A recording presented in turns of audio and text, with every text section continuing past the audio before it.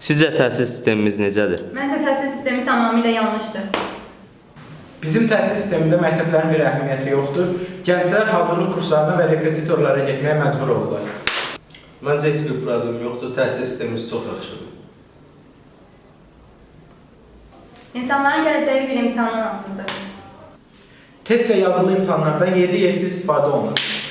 Məncə imtahanlar tam düzgün və şəffaf keçirilir. Məsələn, mənim ədəbiyyatdan bugün yazılı yox, test.